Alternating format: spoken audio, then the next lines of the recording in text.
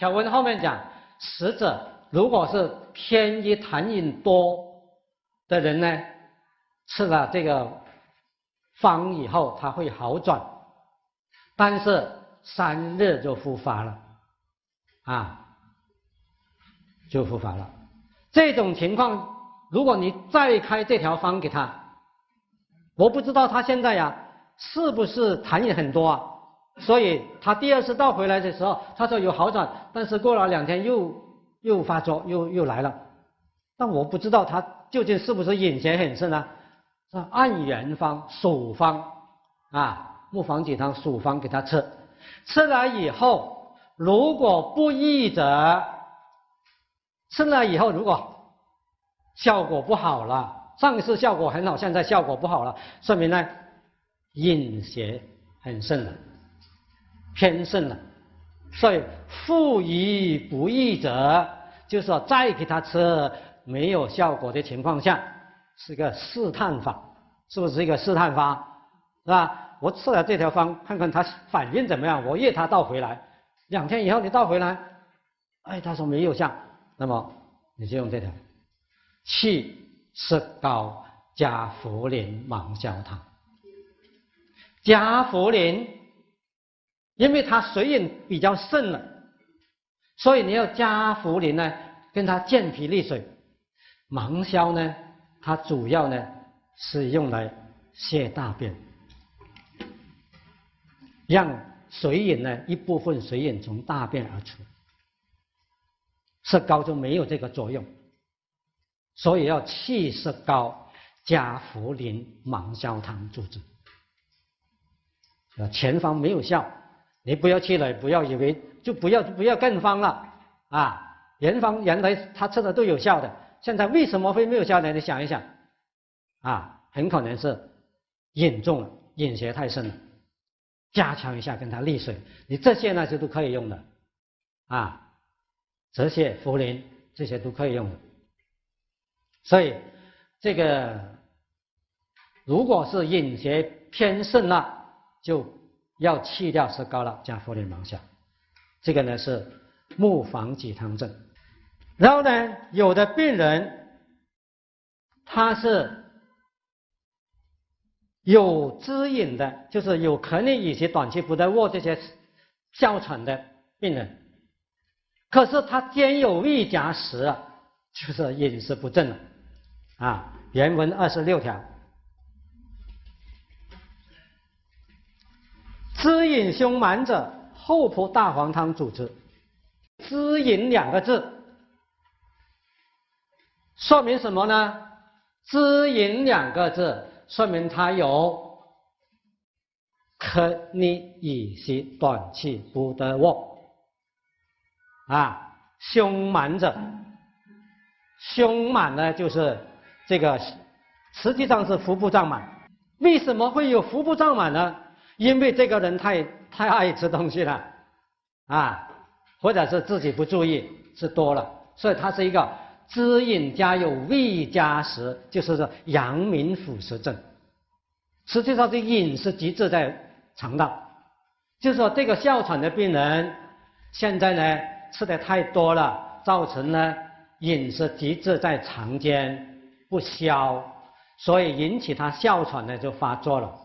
所以滋饮胸满者，我同意呢应该是腹满。那有没有胸满的可能呢？原来他本来就有胸满的，现在加上肠道又不通，腹部又胀满，你说他胸部会不会更加满呢？会的，也可以是胸满的，但是以腹满为好所以他有胃夹食，大便不通那我们怎么知道他现在有饮食积滞呢？我告诉你们有一个，第一个就是从病人的病史，他有暴饮暴食的，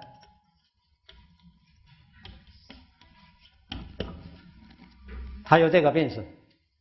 第二个，这个舌苔是厚腻的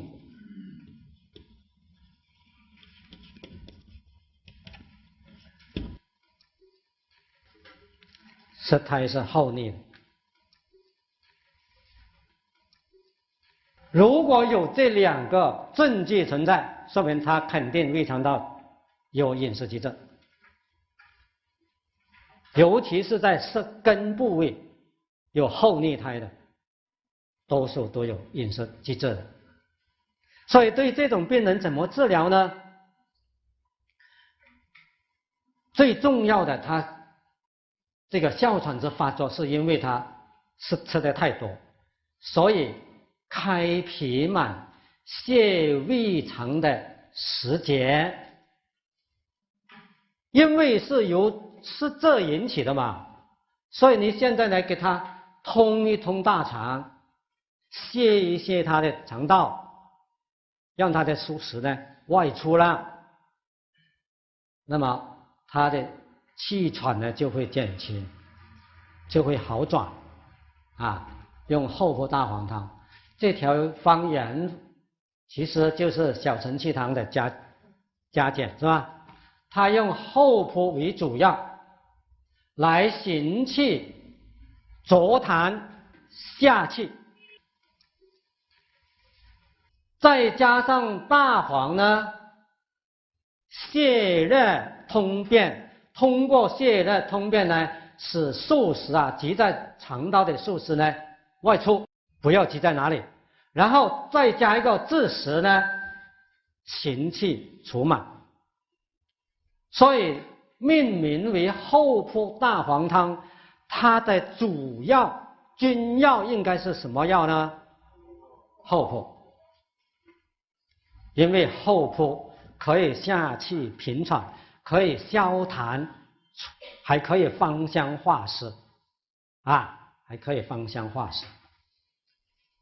所以厚朴大黄帮助他然后再一个治食，佐以治食呢，来加强他的行气通便的功能，使气呢下行，宿食外出，解除它引起哮喘发作的因素，病因治疗所以这个普辅粥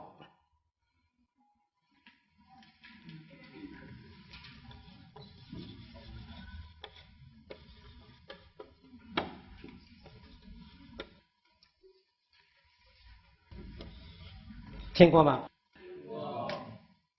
普辅粥它的学术特点呢，其中之一，第一就是辨证论治，非常强调辨证论治。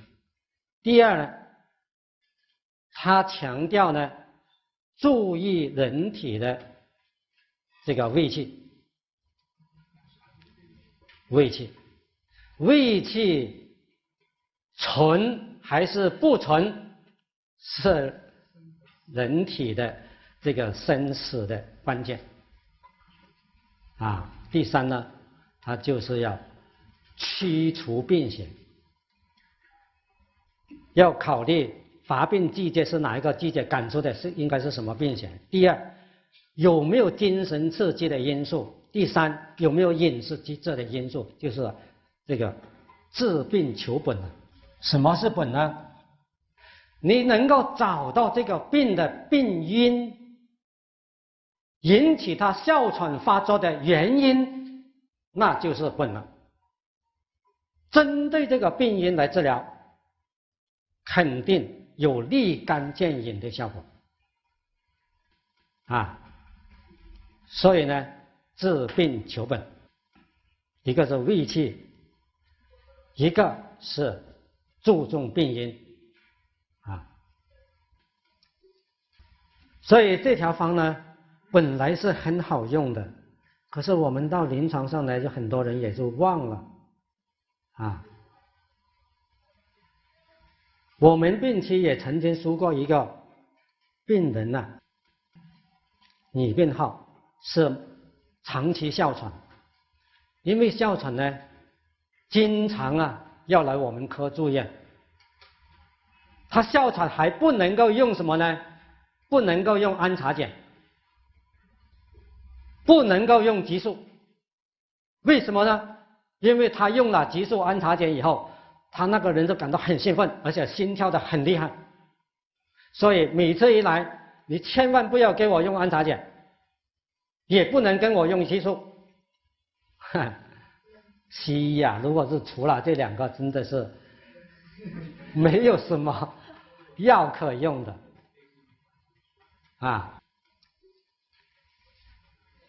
有一次呢，一天晚上12点钟，12点过了，他打一个电话来我家里，当时我还在病区，负责。他说我现在喘得很厉害，你能不能现在就搞一张床位给我进去？我说我现在12点钟了，你还要进？他说我实在是不行，喘得很厉害。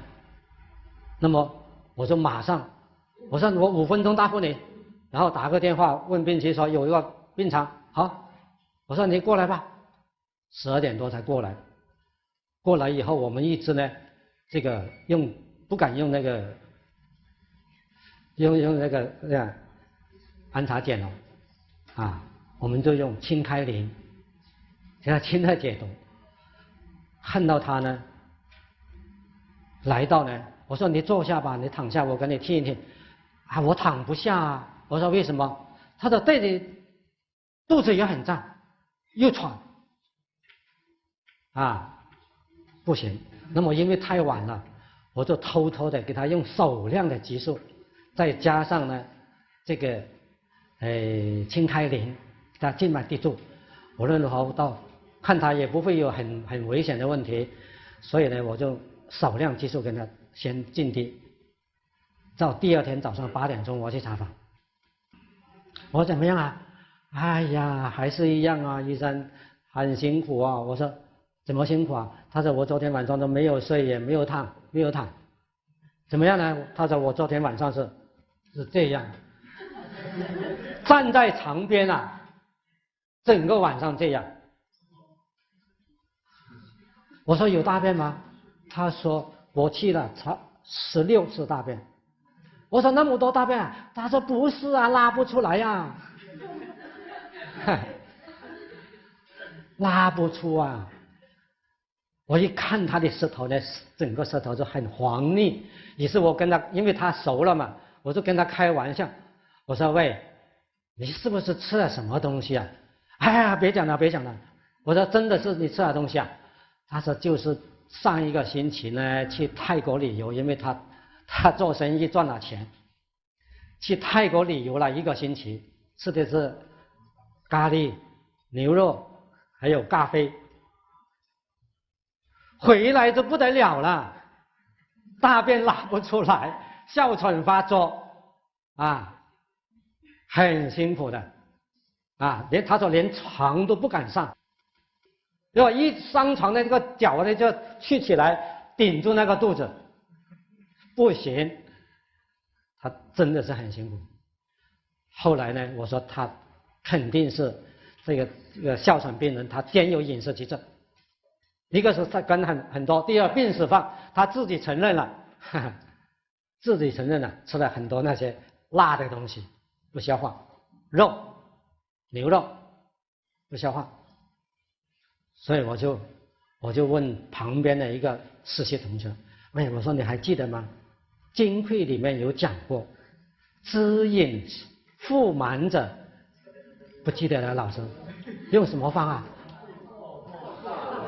厚朴大黄汤啊！我说你就开厚朴大黄汤给他吧。啊，后来主管的医生也是我们家人师老师，姓陈的，他就用大黄15克，厚朴自食各20克，他自己还加了一个圆明粉。圆明粉啊，知道吧？芒硝，他没有用芒硝，他用圆明粉。也是跟芒硝的作用差不多的，但是它泻下作用不会有那么厉害。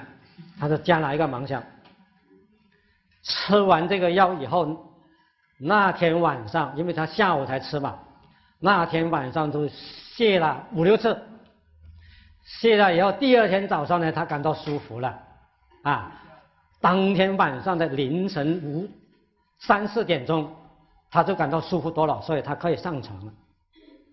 上床呢，这个在床上半卧位的躺着，再吃多2剂，又泻来一个4、5次，结果呢，这个哮喘也好了，饮食也想吃了，不会口干舌燥了，所以呢，这个哮喘病人饮食机制的，一定要用这条方加减。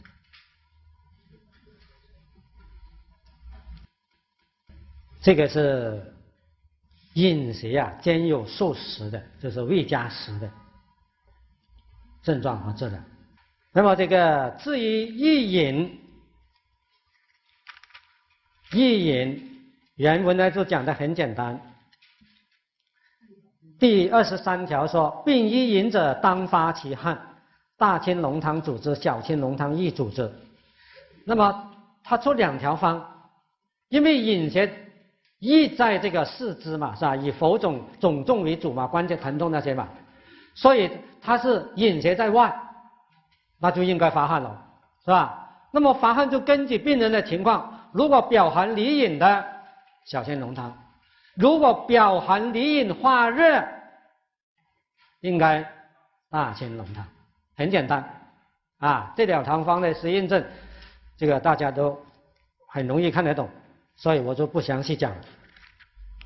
至于咸饮呢，这个咸饮呢是饮邪留在胁下的，所以治疗呢一般都先考虑用石枣汤。石枣汤，因为指引在这个胁下，你吐又吐不出，发汗又不行，利小便又不行，它在这里不上不下，那么只有用石枣汤来炖煮水饮，属于炖下煮水法。至于服小清浓汤以后的辩证呢，我就不详细讲了。但是我这里要强调一下的，就是说，因为小清浓汤呢，它是一个温散的药，是吧？发汗温而且散。所以呢，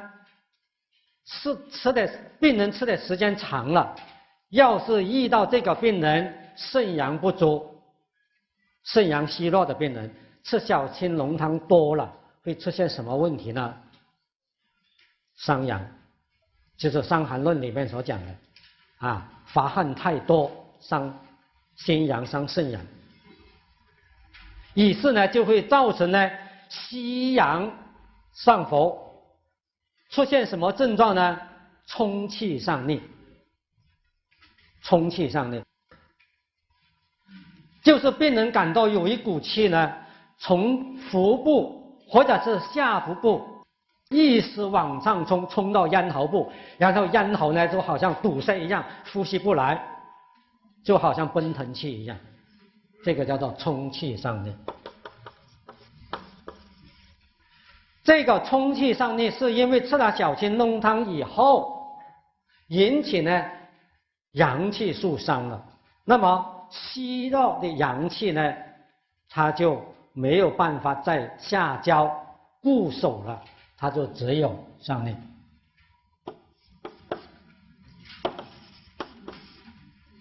病人就会出现感到有一股气上逆，而且感到喉咙里面堵塞，然后慢慢它又会气呢又会下来，这种感觉，这种情况呢是冲气上逆或者是奔腾气的表现，其实跟奔腾气应该联系起来的所以他用苓桂味甘汤，根据咳嗽和冲气的这个发作的情况，他分别用了苓桂味甘汤、茯苓桂枝5味甘草汤为主方然后呢加干姜细辛，有的加半夏，有的加杏仁，化热的就加大黄，就是这样。他这几条原文都是一个并案的形式。这个病人吃了这条方以后有什么变化，应该加什么样，去什么样啊，一个病案形式出现，同学们大家回去看就行了。啊，苓桂味甘汤在临床上是很常用的方，啊，因为时间关系我就不介绍病例了。那么整个痰饮病就讲完了，重点要大家掌握的4饮的主症：复位，第2治法，第3就是滋饮和狭义痰饮的辨证治疗。每一条方它的实验证、它的病机你都要记住啊，这个就是重点，要求大家一定要掌握。